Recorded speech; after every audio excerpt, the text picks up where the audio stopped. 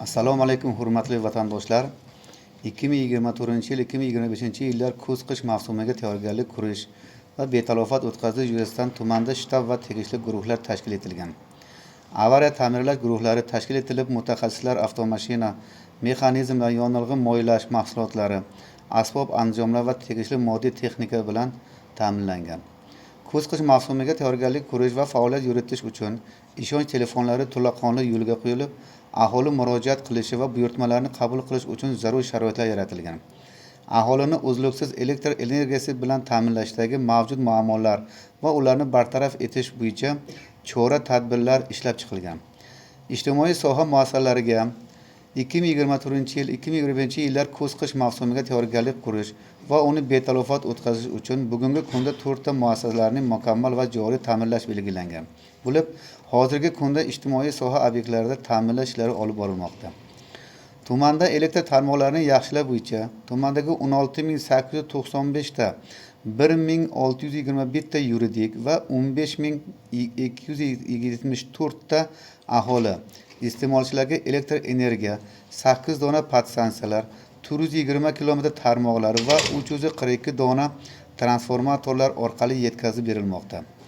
Kuz-qish mavsumini betalofat o'tkazish uchun 44 km 600 km tarmoqlar va 18 dona transformatorlar mukammal ta'mirlash rejalashtirilgan bo'lib, bugungi kungacha 41 km tarmoqlar va 16 dona transformatorlar ta'minlangan.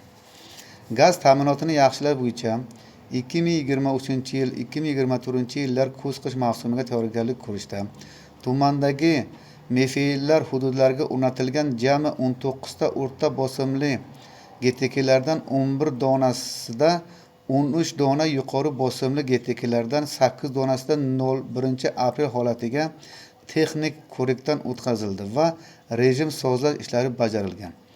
Suv tumani hududidagi iste'molchilarni 2 bosqichli ta'minot tizimiga o'tkazish uchun Yangari mefida 175 dona, Rovon mefida 316 dona, Sarikanda mefida 123 dona, Oftobrum mefida 53 dona reduktorlar o'rnatilgan. 5 dona GTKlar demontaj qilingan va 1200 pagonometr gaz quvurlari tartibga keltirilgan. Tul-Qalacha yo'nalishi bo'yicha tortilgan 89 diametrli o'rta bosimli 800 metr gaz quvurlari tartibga keltirilib, temir beton tayanchlar o'rnatilgan. Sharqobod mefida hududida tortilgan 102 mm o'rta bosimli 750 pagonometr gaz quvuri tartibga keltirilib va temir tayanchlar o'rnatilgan. Yangari va Rovon mefi hududlaridagi monitoring o'tkazish uchun EGXU o'rnatilgan. Aholi xonadonlariga o'rnatilgan gaz jihozlariga texnik xizmat ko'rsatish yo'nalishi bo'yicha 2024-yilning birinchi choragi uchun 198 million so'mlik reja qo'yilgan bo'lib, amaldagi bajarilgan 177 million so'm mablag' undirilib, rejaga nisbatan 89% ga bajarilgan. 2020-yil 18-iyun holatiga 3800 ta tabiiy gaz ta'minotidagi va 3100 dona suyultirilgan gaz ta'minotidagi xonadonlarga o'rnatilgan gaz jihozlariga pullik texnik xizmat ko'rsatilgan. Ichimlik suv ta'minoti bo'yicha 2024-yil 1-yanvar holatida tuman aholisining 49% yoki 7000 xonadon markazlashgan ichimlik suv bilan ta'minlangan. Jami aholi soni 33781 nafar hamda 7090 xonadon 50% ichimlik suvi alternativ manbalar orqali iste'mol qiladi. Bu degani tashib suvini ichadi, faqat toshib ichishadi.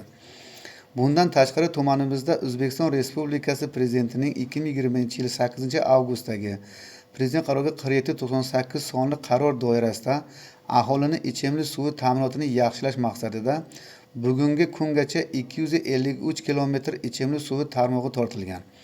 17 dona yangi ichimlik suv qudug'i qazilgan.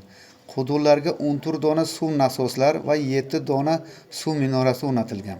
Hamda 4 dona sig'imi 500 kubalik suv inshooti rezerviga qurilgan. 2023-yilda Prezidentimiz qaroriga 4798 sonli qarorga asosan doirasida 60 km yangi ichimlik suv tarmog'i tortildi. 7 ta suv inshootlar qurilib va rekonstruksiya qilindi. Natijada 5 dan ortiq mahallalarda Sarikanda, Sharqobod, To'l, Lemburg, Hazrati Ali, Zarmiyon ko'chasi, Qaqir, Hushyor, Navobod 3152 ming nafar aholi ilk bor tizimli markazlashgan ichimlik suvi bilan ta'minlanib, ichimlik suv ta'minoti yaxshilandi. Ko'mir yoqilg'isi bo'yicha 2023-2024 yillar kuz-qish mavsumida tumandagi aholi, ijtimoiy soha obyektlari va tadbirkorlik subyektlariga jami 10.464 ming tonna ko'mir yoqilg'isi yetkazib berish rejalashtirilgan. Shundan 8.959 tonna mahalliy ko'mir, mahallaga olib keladigan ko'mirimiz va 1.505 tonna import ko'mirimiz. Bugungi kun holatiga jami 1.719 tonna ijtimoiy soha obyektlariga ko'mir yoqilg'isi yetkazib berildi.